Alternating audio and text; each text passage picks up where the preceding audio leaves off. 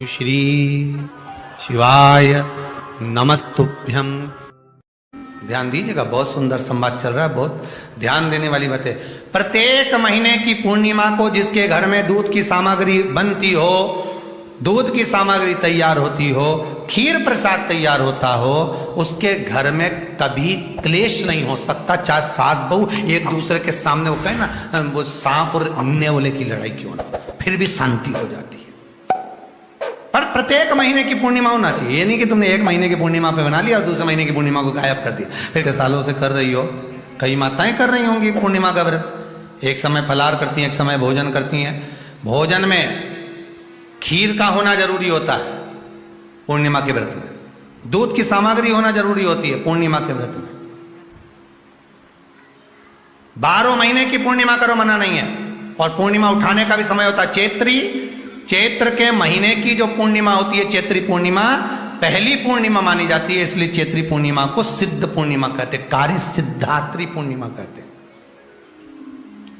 सिद्ध करने वाली। मनोरथी पूर्णिमा कहते हैं, मनोरथी पूर्णिमा।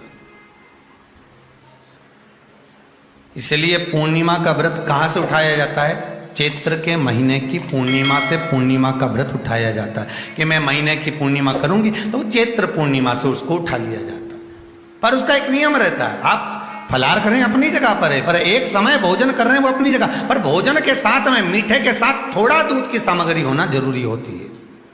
और क्यों करते हैं पूर्णिमा का व्रत, किस लिए किया जाता है, क्यों करा जाता है, उसका व्याख्यान वर्णन शिव महापुराण के अंतर्गत स्कंद पुराण में लिखा गया। स्कंद पुराण में वर्णन किया है श्री वेद व्यास जी महाराज ने। कहा यह पूर्णिमा का व्रत इसलिए किया जाता है कि व्यक्ति का जब मन गलत भ्रम में जाने लगता है, मन जब गलत जगह पर जाने लगता है, तो ये मन को गलत जगह पर ले जाने वाला कौन होता है? तो कहा यह चंद्र होता है। व्यक्ति की राशि के अंतर्गत, व्यक्ति की पत्रिका के अंतर्गत, व्यक्ति की ग्रह दशा के अंतर्गत जब चंद्र बेकार चलता है तो व्यक्ति अच्छा करते करते भी बेकार करने लग जाता है।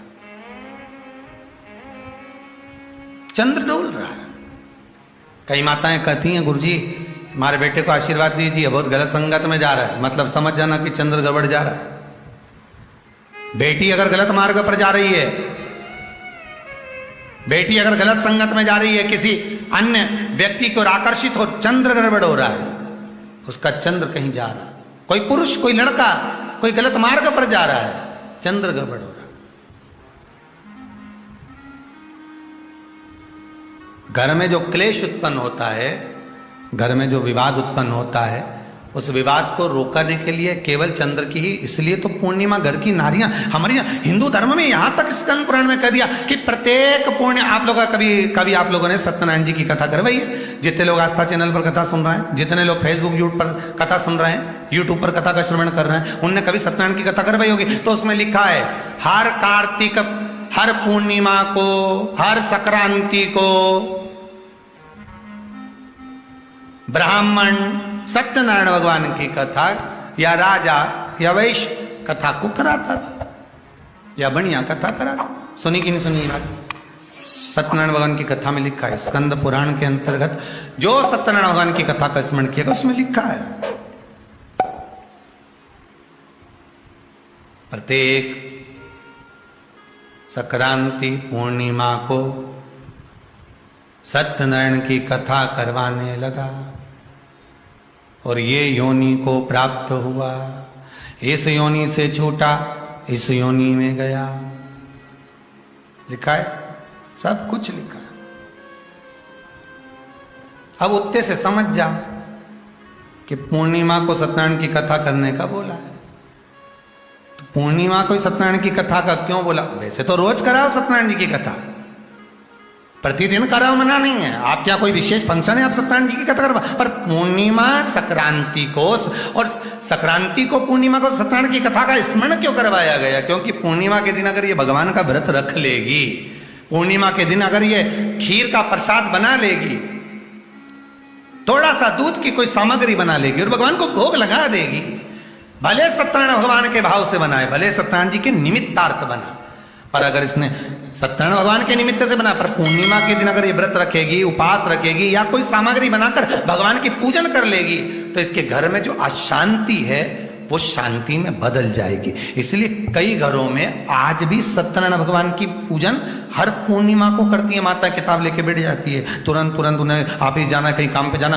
और तुरंत उसने जल्दी जल्दी कलश रखा, कलश नहीं भी रखे तो भगवान की पूजन कर को रखे, ब्राह्मण देवता को बुला लेगी, ब्राह्मण नहीं आएंगे तो खुद कर लेगी, पर करती जरूर है। इतना सा आटा सेक लेगी, पंजेरी बनाई, सीरा बनाई, मिठाई रख दो, कुछ भी करेगी पर सत्यनारायण की कथा कर ले, उसका मन लग गया उसमें।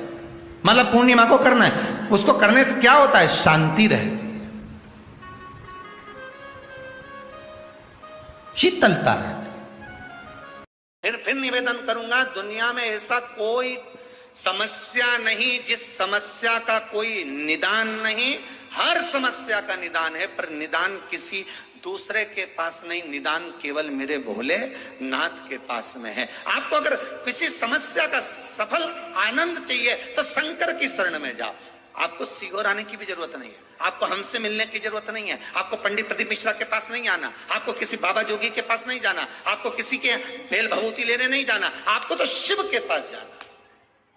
जो शंकर की वस्तु है उसको स्वीकार करो, बस शंकर की वस्तु को स्वीकारिए।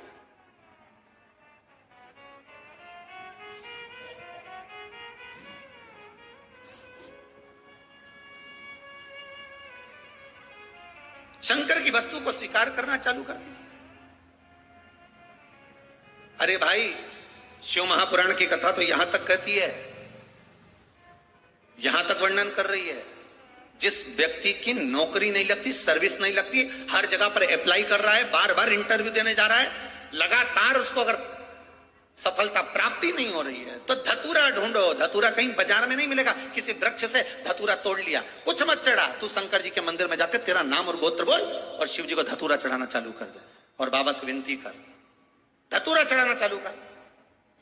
अब धतूरा कोई बहुत कीमती होता है क्या, बहुत पैसे का मिलेगा क्या, कहीं पे भी मिल जाएगा। धतूरा तोड़ और चढ़ा शंकर जी को। रोज नियम बना ले कि एक धतूरा मैं शंकर जी को चढ़ाऊंगा, प्रतिदिन चढ़ाऊंगा, शिव जी से जाकर निवेदन करूंगा प्रतिदिन। शंकर जी की प्रिय वस्तुओं में धतूरा, बेलपत्र आदि कादि की तो है, क्या है, चढ़ा रोज एक धतूरा, फिर वही धतूरा जिसके यहां तू इंटरव्यू देने जा रहा है उसी के सिर पे चढ़ गया, जो तूने शिव जी के चढ़ाया वही धतूरा वहां चढ़ा है, तो क्यों चिंता करता है। आ गया पूर्णिमा की रात्रि, बड़े से बड़ी बीमारियां, बड़े से बड़े रोग, बड़े से बड़े बड़े कष्ट इस पूर्णिमा की रात्रि को छूट जाए। दमे की बीमारी, श्वास की बीमारी, अनिद्रा की बीमारी, रात्रि को जगना, ये सारी बीमारियां पूर्णिमा की रात्रि को अगर व्यक्ति अपने जीवन को सुखमय बनाए, अपने जीवन को आनंदमय बनाए तो सब छूट सकता। पूर्णिमा की रात्रि को पीपल के पत्ते 5 लेकर उसके ऊपर खीर डालकर रात्रि को खा लेने से महाराज दमे की बीमारी, श्वास की बीमारी रुक जाती है, वो बीमारी बढ़ती नहीं है, उससे कष्ट नहीं होता। जिन बच्चों के नेत्र कमजोर होते हैं, रोशनी कमजोर होती है, पूर्णिमा के दिन रात्रि को 12 बजे भगवान चंद्रदेव का दर्शन कराइए। 5 से 7 मिनट तक नयन मिलाए चंद्रदेव के साथ और बाद में एक पीपल के पत्ते पर खीर जो चंद्र के नीचे रखी हुई है उसी खीर को चटा दीजिए, फिर चंद्र का दर्शन कराओ।